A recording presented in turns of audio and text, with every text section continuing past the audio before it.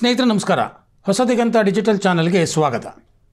Israel ಮತ್ತು Iran ನಡುವಣ ಯುದ್ಧ ಸದ್ಯಕ್ಕೆ ನಿಲ್ಲೋ ಹಾಗೆ ಕಾಣ್ತಾ ಇಲ್ಲ. ನಾನೇನು ಕಡಿಮೆ ಇಲ್ಲ ಅನ್ನೋ ರೀತಿಯಲ್ಲಿ ಎರಡೂ ದೇಶಗಳು ಸಹ ಪರಸ್ಪರ ದಾಳಿಗಳನ್ನು ಮಾಡ್ತಾ ಇವೆ.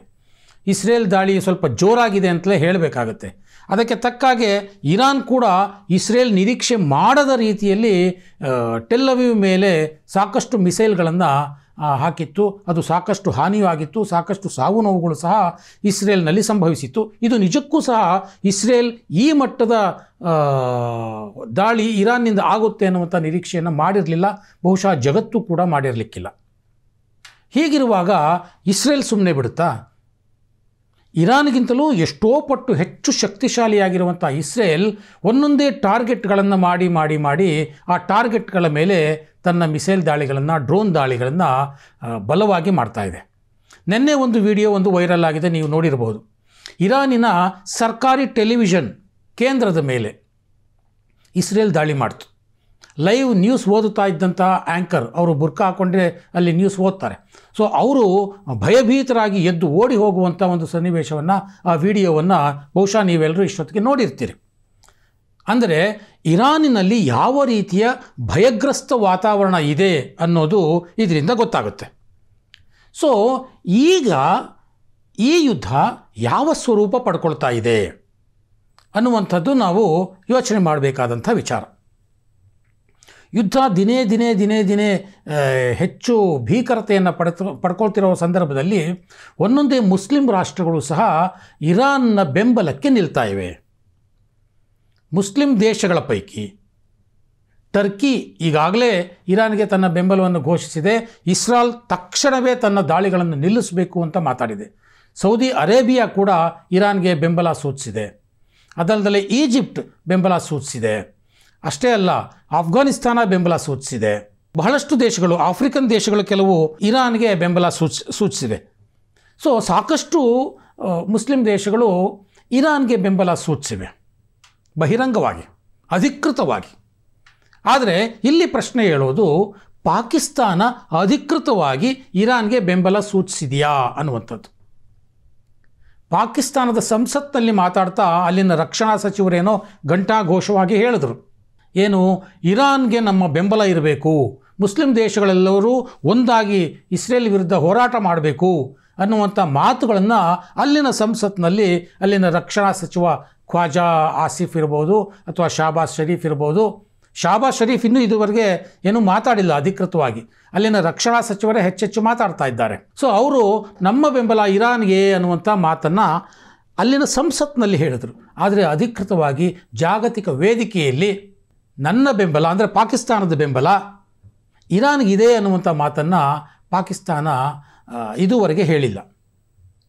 ಈ ಮಧ್ಯದಲ್ಲಿ ಒಂದು ಘಟನೆ ನಡೀತು ಸ್ನೇಹಿತರೆ. ಇರಾನ್ನ ನ್ಯಾಷನಲ್ ಸೆಕ್ಯೂರಿಟಿ ಚೀಫ್ ಇದ್ದಾರಲ್ಲ, ಅವರು ನಿನ್ನೆನ ಮೊನ್ನೆನ ಬಹುಶಃ ಒಂದು ಪ್ರೆಸ್ ಮೀಟ್ ಮಾಡಿದ್ರು. ಆ ಪ್ರೆಸ್ ಮೀಟ್ನಲ್ಲಿ ಅವರು ಒಂದು ಬಾಂಬನ್ನು ಹಾಕಿಬಿಟ್ರು. ಪ್ರೆಸ್ ಮೀಟ್ನಲ್ಲಿ ಬಾಂಬ್ ಇನ್ ದ ಸೆನ್ಸ್ ಒಂದು ಸ್ಟೇಟ್ಮೆಂಟ್. ಏನದು ಸ್ಟೇಟ್ಮೆಂಟು? ಒಂದು ವೇಳೆ ಇಸ್ರೇಲ್ ನಮ್ಮ ಮೇಲೆ ಅಣ್ವಸ್ತ್ರಗಳನ್ನು ಪ್ರಯೋಗಿಸಿದರೆ ನಮ್ಮ ಇಸ್ಲಾಂ ಬ್ರದರ್ಹುಡ್ನ ದೇಶವಾಗಿರುವಂತಹ ಪಾಕಿಸ್ತಾನ ಕೂಡ ನಮ್ಮ ಪರವಾಗಿ ಇಸ್ರೇಲ್ ಮೇಲೆ ಅಣುಯುದ್ಧವನ್ನು ಮಾಡುತ್ತೆ. ಇದು ಒಂದು ರೀತಿಯಲ್ಲಿ ಇಡೀ ವಿಶ್ವಕ್ಕೆ ಶಾಕಿಂಗ್. ಪಾಕಿಸ್ತಾನಕ್ಕೆ ಸ್ವತಃ ಇರಾನೇ ಬಾಂಬ್ ಹಾಕಿದಾಗ ಆಗ್ಬಿಡ್ತು. ಇದೇನು ಇರಾನ್ ಹೀಗೆ ಹೇಳ್ಬಿಡ್ತಲ್ಲ ಅಂತ. ಸೊ ಆವತ್ತಿನ ಪ್ರೆಸ್ ಮೀಟ್ನಲ್ಲಿ ಅವ್ರು ಏನು ಹೇಳಿದ್ರು ಅಂತಂದರೆ, ಪಾಕಿಸ್ತಾನ ಈಗಾಗಲೇ ಒಪ್ಕೊಂಡ್ಬಿಟ್ಟಿದೆ, ನಿಮ್ಮ ಮೇಲೆ ಏನಾದರೂ ಅಣ್ವಸ್ತ್ರ ಹಾಕಿದ್ರೆ ಇಸ್ರೇಲ್, ನಾವು ಅಂದರೆ ಪಾಕಿಸ್ತಾನ ಇಸ್ರೇಲ್ ಮೇಲೆ ಅಣುಯುದ್ಧ ಮಾಡ್ತೀವಿ, ಡೋಂಟ್ ವರಿ ಅಂತ ಹೇಳಿಬಿಟ್ಟಿದೆ ಪಾಕಿಸ್ತಾನ. ಆಗ ಎಲ್ಲ ಶುರುವಾಯಿತು. ಹಾಗಾದರೆ ಪಾಕಿಸ್ತಾನ ಅಣ್ವಸ್ತ್ರ ಯುದ್ಧ ಮಾಡುತ್ತಾ ಇಸ್ರೇಲ್ ಮೇಲೆ ಅನ್ನುವಂಥ ವಾದಗಳು, ಚರ್ಚೆಗಳು ಇಡೀ ವಿಶ್ವದಲ್ಲಿ ಶುರುವಾಯಿತು. ಆಗ ಅಮೇರಿಕಾದ ಮುಖ ಕೆಂಪಾಗ್ಬಿಡ್ತು. ಇದೇನಿದು, ನಾನು ಇಸ್ರೇಲ್ ಪರವಾಗಿ ಮಾತಾಡ್ತಾ ಇದ್ದರೆ ಇಲ್ಲಿ ಪಾಕಿಸ್ತಾನ, ಅಂದರೆ ನಾನು ತೊಡೆ ಮೇಲೆ ಕೂತು ನಾನು ಅವ್ರಿಗೆ ಅನ್ನ ತಿನ್ನಿಸ್ತಾ ಇದ್ದೀನಿ ಅಂತ ಪಾಕಿಸ್ತಾನ ಇಸ್ರೇಲ್ ಮೇಲೆ ಅಣುಯುದ್ಧ ಮಾಡ್ತೀವಿ ಅಂತ ಹೇಳ್ಬಿಡ್ತಾ, ಇದೇನಿದು? ಸೊ ತಕ್ಷಣ ಅಮೆರಿಕಾದಿಂದ ಮೆಸೇಜ್ ಹೋಗುತ್ತೆ ಪಾಕಿಸ್ತಾನಕ್ಕೆ. ಪಾಕಿಸ್ತಾನ ಕೂಡಲೇ ಎಚ್ಚೆತ್ಕೊಳ್ಳುತ್ತೆ, ತಕ್ಷಣ ಕ್ಲಾರಿಫಿಕೇಷನ್ ಕೊಡುತ್ತೆ. No no no no no no ನಾವು ಹಾಗೆ ಹೇಳೇ ಇಲ್ಲ. ನಾವು ಇಸ್ರೇಲ್ ದಾಳಿಯನ್ನು ಖಂಡಿಸ್ತೀವಿಯೇ ಹೊರತು ಇಸ್ರೇಲ್ ಒಂದು ವೇಳೆ ದಾಳಿ ಮಾಡಿದ್ರೆ ನಾವು ಅಣ್ವಸ್ತ್ರ ದಾಳಿಯನ್ನು ಖಂಡಿತ ಇರಾನ್ ಪರವಾಗಿ ಮಾಡೋದಿಲ್ಲ ಅಂತ ಪಾಕಿಸ್ತಾನದ ರಕ್ಷಣಾ ಸಚಿವ, ಯಾರು ನಾವು ಇಸ್ರೇಲ್ ವಿರುದ್ಧ ನಿಲ್ತೀವಿ, ಇರಾನ್ ಪರವಾಗಿ ನಿಲ್ತೀವಿ ಅಂತ ಸಂಸತ್ನಲ್ಲಿ ಬೊಗಳೆ ಬಿಟ್ಟಿದ್ರೋ ಆತನೇ ಹೇಳ್ಬಿಟ್ಟ. ಏನಂತ? ನಾವು ಅಣ್ವಸ್ತ್ರ ಯುದ್ಧವನ್ನು ಇಸ್ರೇಲ್ ವಿರುದ್ಧ ಮಾಡೋದಿಲ್ಲ, ನಾವು ಹಾಗೆ ಹೇಳೇ ಇಲ್ಲ ಅಂತ. ಒಂದು ಬಾರಿ ಹೇಳೋದು, ಹಾಗೆ ಹೇಳೇ ಇಲ್ಲ ಅನ್ನೋದು, ಉಲ್ಟಾ ಹೊಡೆಯೋದು ಪಾಕಿಸ್ತಾನಕ್ಕೆ ಹೊಸದೇನೆಲ್ಲ. ಒಳಗಡೆ ಗುಟ್ಟಾಗಿ ಒಂದು ಮಾತು ಹೇಳೋದು, ಹೊರಗಡೆ ಬಹಿರಂಗವಾಗಿ ಇನ್ನೊಂದು ಹೇಳಿಕೆ ನೀಡೋದು, ಇದೂ ಕೂಡ ಪಾಕಿಸ್ತಾನಕ್ಕೆ ಹೊಸದಲ್ಲ.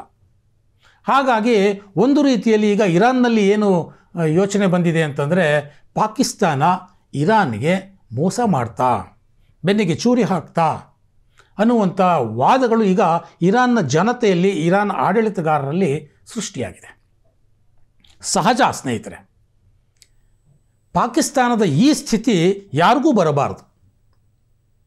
ಯಾಕಂದರೆ ಪಾಕಿಸ್ತಾನಕ್ಕೆ ಇಲ್ಲಿ ಎರಡೂ ರೀತಿಯ ಸಂಕಟ, ಉಭಯ ಸಂಕಟ, ಅತ್ತ ದರಿ ಇತ್ತ ಪುಲಿ. ಇಸ್ರೇಲ್ ವಿರುದ್ಧ ಗಟ್ಟಿಯಾಗಿ ಮಾತಾಡಬೇಕು ಅನ್ನೋದೇನೋ ಸರಿ, ಅದು ಒಂದು ಮುಸ್ಲಿಂ ರಾಷ್ಟ್ರವಾಗಿ ಅದು ಇರಾನ್ ಪರವಾಗಿ ನಿಲ್ಲುತ್ತೆ ಅಂತ. ಈ ಕಡೆ ಮುಸ್ಲಿಂ ರಾಷ್ಟ್ರದ ಪರವಾಗಿ ನಿಲ್ಲಲೇಬೇಕಾದಂಥ ಅನಿವಾರ್ಯ ಸ್ಥಿತಿ. ಮತ್ತೊಂದು ಕಡೆ ಅಮೆರಿಕಾದ ಕೋಪಕ್ಕಿಯಲ್ಲಿ ಬಲಿಯಾಗ್ತೀನೋ ಅನ್ನುವಂಥ ಭೀತಿ. ಮುಸ್ಲಿಂ ರಾಷ್ಟ್ರ ಇರಾನ್ ಮೇಲೆ ಪ್ರೀತಿ, ಅಮೆರಿಕಾ ಬಗ್ಗೆ ಭೀತಿ. ಹಾಗಾಗಿ ಪಾಕಿಸ್ತಾನ ಒಂದು ರೀತಿ ಅಡಕತ್ತರಿಯಲ್ಲಿ ಸಿಕ್ಕಾಕೊಂಡು ಬಿಟ್ಟಿದೆ. ಯಾಕಂತಂದರೆ ಅಮೆರಿಕಾ ಪಾಕಿಸ್ತಾನಕ್ಕೆ ಏನೇನೆಲ್ಲ ಆಶ್ವಾಸನೆಗಳನ್ನು ಕೊಟ್ಟಿದೆ, ಏನೇನೆಲ್ಲ ಆಸೆಗಳನ್ನು ತೋರಿಸಿದೆ, ಅದರಲ್ಲೂ ಇತ್ತೀಚೆಗೆ ಆಪರೇಷನ್ ಸಿಂಧೂರ ಆದಮೇಲೆ ಸ್ವತಃ ಟ್ರಂಪ್ ಪಾಕಿಸ್ತಾನವನ್ನು ಗ್ರೇಟ್ ನೇಷನ್ ಅಂತ ಕರೆದುಬಿಟ್ರು. ಹೀಗಿರುವಾಗ ನಾವು ಭಾರತದ ವಿರುದ್ಧ ಹೋರಾಡಬೇಕು ಅಂತಂದರೆ ನಮಗೆ ಅಮೇರಿಕಾದ ಸಹಾಯ ಬೇಕಾಗುತ್ತೆ ಅನ್ನುವಂಥದ್ದು ಪಾಕಿಸ್ತಾನಕ್ಕೆ ಗೊತ್ತಿದೆ. ಹಾಗಾಗಿಯೇ ಆ ಕಡೆ ಅಮೆರಿಕಾಗೂ ಖುಷಿಪಡಿಸಬೇಕು, ಈ ಕಡೆ ಇರಾನ್ಗೂ ಖುಷಿಪಡಿಸಬೇಕು. ಎರಡೂ ರೀತಿಯಲ್ಲಿ ಬ್ಯಾಲೆನ್ಸ್ ಮಾಡೋದಕ್ಕೆ ಪಾಕಿಸ್ತಾನ ಪಾಪ ಹರಸಾಹಸ ಮಾಡ್ತಾ ಇದೆ. ಬಹಿರಂಗವಾಗಿ ಇರಾನ್ಗೆ ಬೆಂಬಲಿಸಲೇಬೇಕು, ಆದರೆ ರಹಸ್ಯವಾಗಿ ಅಮೆರಿಕಕ್ಕೆ ಸಹಾಯ ಮಾಡಬೇಕು. ಇದು ಪಾಕಿಸ್ತಾನದ ಕಳ್ಳಾಟ. ಇದು ಯಾವ ರೀತಿ ಬಹಿರಂಗ ಆಯಿತು ಅಂತಂದರೆ, 2-3 ದಿನಗಳ ಹಿಂದೆ ನೀವು ನೋಡಿರಬೇಕು, ನಮ್ಮಲ್ಲೇ ಒಂದು ವಿಡಿಯೋವನ್ನು ನೀವು ಮಾಡಿದ್ವಿ ನಾವು, ಅದನ್ನು ನೀವು ನೋಡಿರ್ತೀರಿ, ಹೇಗೆ ಇರಾನ್ ಬೆನ್ನಿಗೆ ಪಾಕಿಸ್ತಾನ ಚೂರಿ ಹಾಕ್ತಾ ಇದೆ ಅಂತ.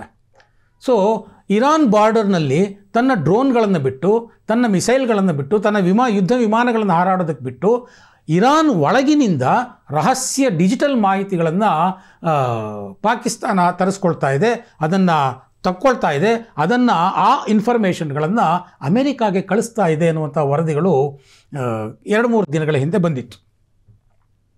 ಅಂದರೆ ಈ ಕಡೆ ಅಮೆರಿಕಾಗೆ ರಹಸ್ಯವಾಗಿ ಸಹಾಯ ಮಾಡೋದು, ಈ ಕಡೆ ಬಹಿರಂಗವಾಗಿ ಇರಾನ್ಗೆ ಬೆಂಬಲ ಸೂಚಿಸೋದು. ಇಂಥ ಡಬಲ್ ಸ್ಟ್ಯಾಂಡರ್ಡ್ ಪಾಕಿಸ್ತಾನಕ್ಕೆ ಹೊಸದೇನಲ್ಲ ಅಂತ ನಾನು ಆಗಲೇ ಹೇಳಿದೆ. ಆದರೆ ಇಂಥದ್ದು ಯುದ್ಧದ ಸಂದರ್ಭದಲ್ಲಿ ಮುಸ್ಲಿಂ ಬ್ರದರ್ಹುಡ್ ಅಂತ ಹೇಳಿಕೊಂಡು ಅಮೆರಿಕಕ್ಕೂ ಸಹಾಯ ಮಾಡ್ತಿರುವಂಥ ಪಾಕಿಸ್ತಾನದ ಬಣ್ಣ ಸದ್ಯದಲ್ಲೇ ಬಯಲಾಗುತ್ತೆ. ಅದೇ ಮುಸ್ಲಿಂ ರಾಷ್ಟ್ರಗಳಿರ್ಬೋದು ಅಥವಾ ಅದೇ ಇರಾನ್ ಇರ್ಬೋದು, ಪಾಕಿಸ್ತಾನದ ಈ ಬೆನ್ನಿಗೆ ಚೂರಿ ಹಾಕುವ ತಂತ್ರವನ್ನು ಅರ್ಥ ಮಾಡಿಕೊಳ್ಳುತ್ತೆ. ಭಾರತ ಈಗಾಗಲೇ ಪಾಕಿಸ್ತಾನದ ಈ ತಂತ್ರವನ್ನು, ಈ ಕುತಂತ್ರವನ್ನು ಇಡೀ ಜಗತ್ತಿಗೆ ಹೇಳಿಬಂದಾಗಿದೆ. ಇನ್ನು ಮುಸ್ಲಿಂ ರಾಷ್ಟ್ರಗಳಲ್ಲಿ ಪಾಕಿಸ್ತಾನದ ಬಣ್ಣ ಬಯಲಾಗೋದು ಸ್ವಲ್ಪ ದಿನ ಅಷ್ಟೇ. ಆ ಸ್ವಲ್ಪ ದಿನಗಳಲ್ಲಿ ಪಾಕಿಸ್ತಾನ ತನ್ನ ಬಣ್ಣವನ್ನು ತಾನೇ ಬಯಲು ಮಾಡಿಕೊಳ್ಳೋದರಲ್ಲಿ ಯಾವುದೇ ಸಂಶಯ ಇಲ್ಲ.